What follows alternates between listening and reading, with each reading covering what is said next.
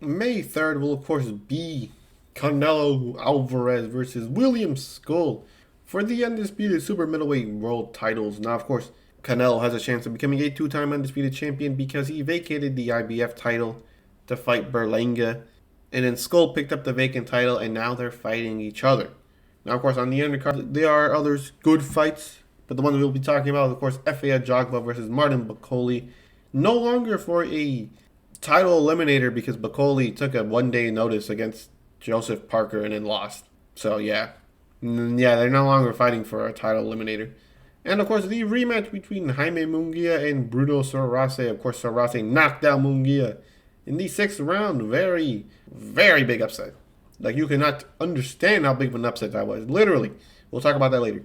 But besides that, there are obviously a lot of things people like to talk about because Canelo is obviously getting up there in age, and people believe he's ducking David Benavidez, and that he is. I mean, literally. None of his other fights, he's over there like, I fight for legacy, nothing else. Well, apparently, legacy means fighting people that are worse than David Benavidez. Like, literally. There's no other explanation. Don't tell me Berlanga would beat Benavidez. He would not. Not in a million years. But besides that, let's get on with the heavyweights. Of course, F.A. Ajagba is 20-1. 14 wins by way of knockout. He has been inactive for 1 year. Of course, his last fight was against a split decision against Guido Vianello. Very nice. Of course, his one loss was against Frank Sanchez, unanimous decision, where he was dropped and basically dominated in the fight, which, it's alright. But besides that, some of his better wins, of course, is Guido Vianello, Joseph Goodall, this guy, where he got disqualified. Of course, he's beaten a bunch of undefeated opponents, obviously. He has some good power, obviously. He has some skill, but he's taking on the essential juggernaut. That being Martin Bakole, 21-2, 16 wins by way of knockout. Of course, he is coming after the second round stoppage loss to Joseph Parker. But of course, his biggest win was against Jared Anderson, where he stopped him in the 5th round. Then again, people after that fight, people have been overrating him for a while. They're like, oh, yeah, he's unbeatable. Look at him. He has to touch you and he hurts you. And then literally, he took a day notice. Literally, he would arrive the day of the fight to fight Parker. And people are like, yep, Bakole's got this. He's going to win this. And don't get me wrong, a lot of it's probably jokes. But some of them believed it because of what he did to Jared Anderson. And to that I say, luckily, Bakole was not hurt that much. I mean, he got hit to the top of the head. Obviously, fell. Luckily, he didn't really, he's okay. That's what I'm trying to say. He's okay. Shouldn't really mess up anything for this fight. But besides that, who's going to win this fight? Of course, Bakole, although I'm saying that they're overrating his power with, obviously, oh, he just has to touch you. No, he still has that power, though. But the thing is, he's hittable, but it doesn't matter because you try to go do something and he touches you and it hurts you. Like, I know I said, oh, he can touch you and all that. But the thing is, he can, literally. He's big as hell. He needs to just swing his arm, boom, hits you, like, that hurts. But who's going to win? I don't know, because F.A. Ajagba also has that sledgehammer type of punch. Very strong. Obviously, it is the realm of the heavyweights, so obviously every punch will hurt. Every punch matters. But who's going to win? It's going to be Bakole. It's because Bakole, he had a one-day notice. He spent the entire day on flights.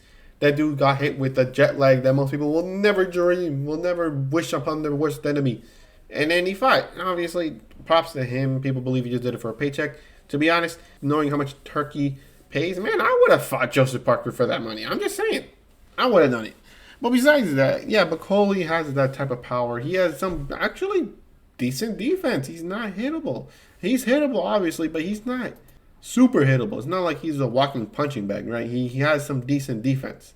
F.A. Ajagba, really enough, struggles with people lying on his feet. Obviously, Frank Sanchez and Guido Vianello, and obviously Bakole does not have light feet. We'll tell you that. But it's just the power of Bakole, which is weird because they both have around the same knockout percentage. But besides that, yeah, I think Bakole just overall has the stronger punches, and I think when they both land, the Bakoles will land stronger, and he would stop Ajagba in the 6th round.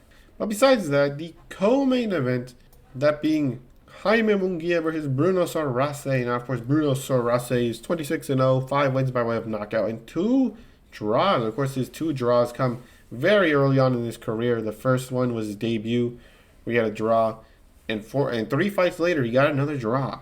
So obviously, not the best start for his career, but what a ending in his last fight. He knocked out Jaime Munguia with one punch. Matter of fact, Sarase was also dropped in that fight.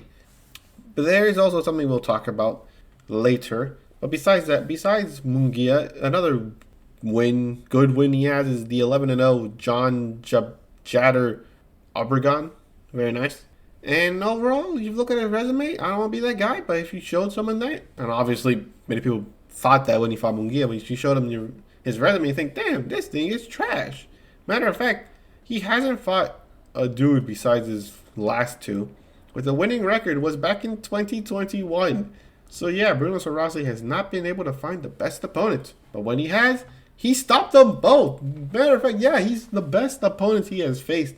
He stopped. He only has 4 knockouts, and 2 of them were his best wins. That being Munguia and Obregon. Like I said, this man, when he gets the opportunity, he shines.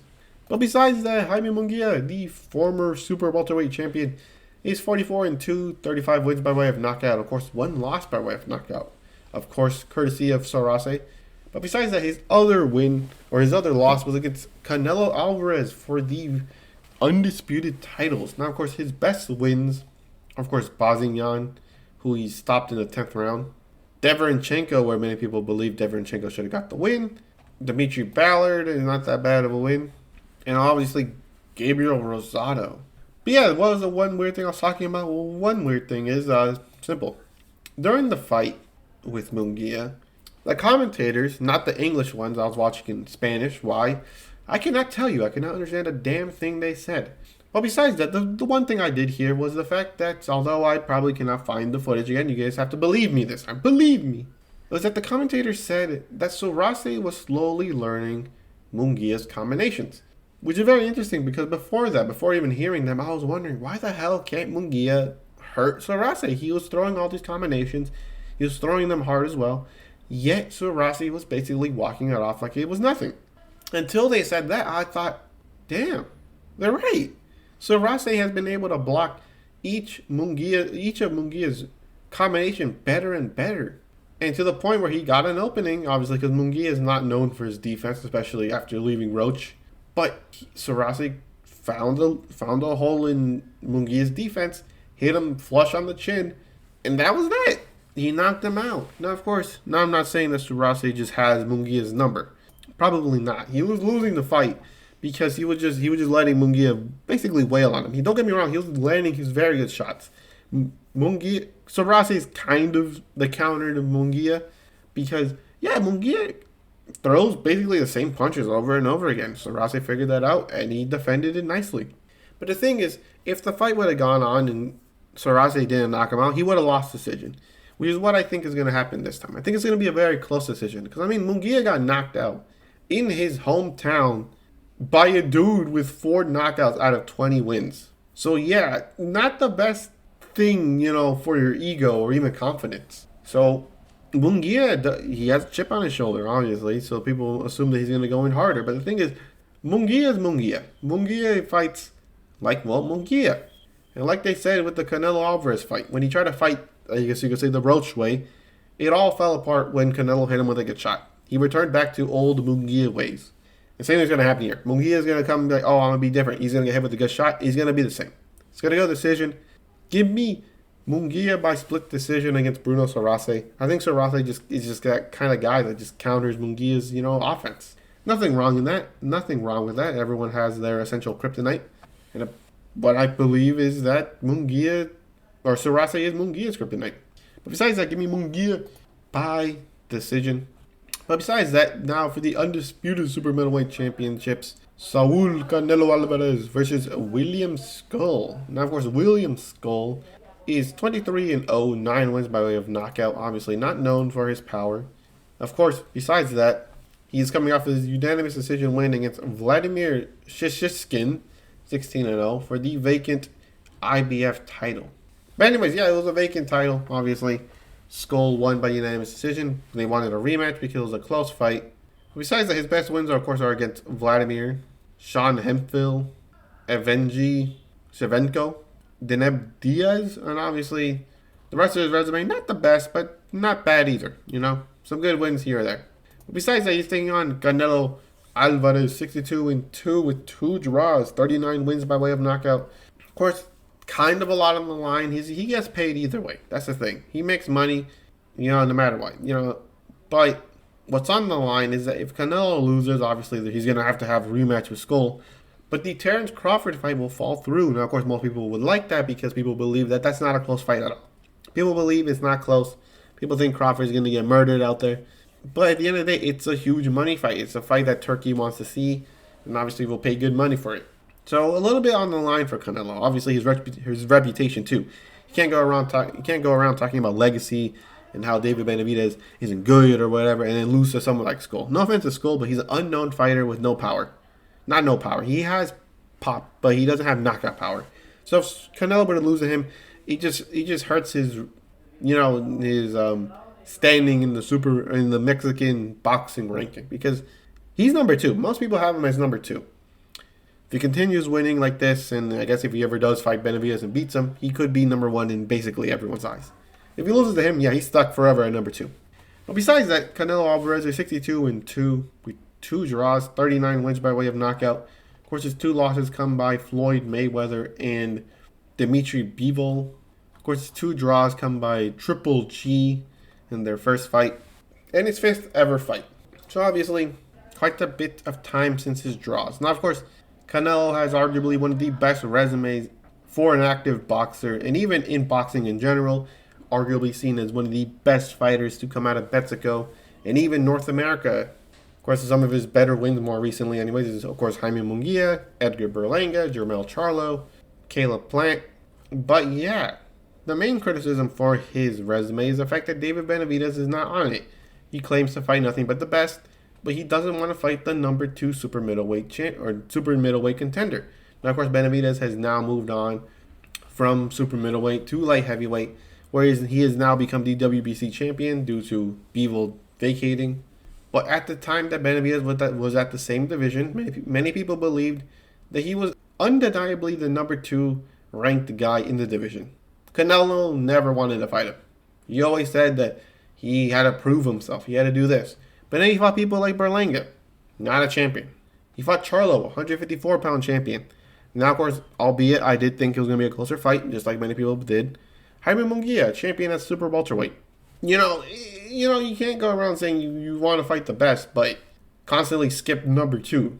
It's not the best, but at the end of the day, he is arguably one of the best fighters to come out of Mexico, if not the best fighter to come out of Mexico. But besides that, the way I'm trying to say is nothing, actually. Canelo Alvarez is now 34 with over 64 fights under his belt.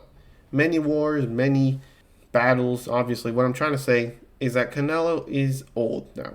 He's an old 34-year-old. Obviously, 34 obviously is where most people start leaving their prime. Canelo's way past that. He's way past it. But even then, Canelo has shown time and time again that even though he is way past his prime, he's still one of the best fighters at super middleweight.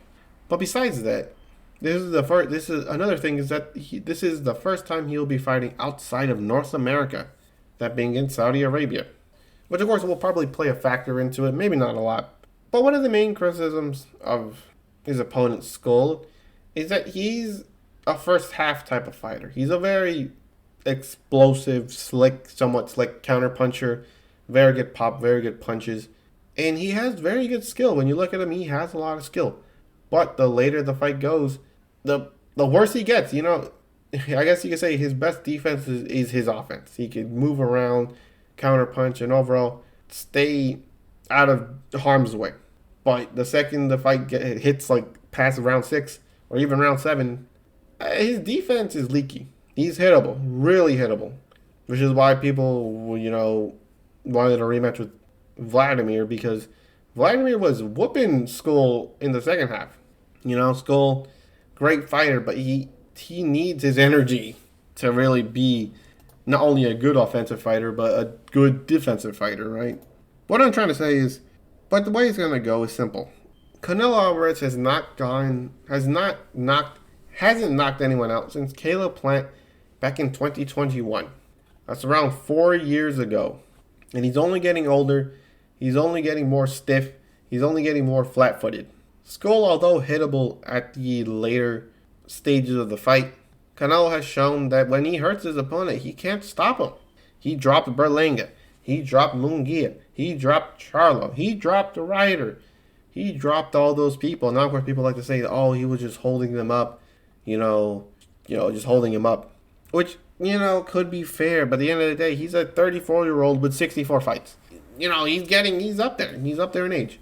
But besides that, the way it's going to go is, at this point in his career for Canelo, to me, at this point, you're betting on the fact that Father Time has not claimed another victim.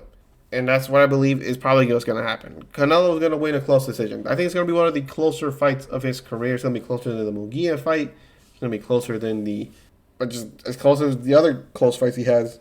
But yeah, give me Canelo Alvarez by decision. Very close fight.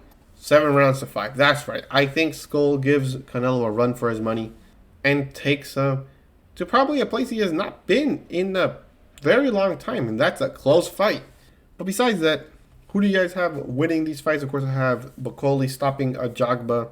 I have Munguia winning split decision against Sarase. I have Canelo winning a close fight against William Scull. But besides that, who do you guys have winning? Leave it down in the comments below. I'd love to hear it. But anyways, hope you enjoyed this video, and I'll catch you in the next one.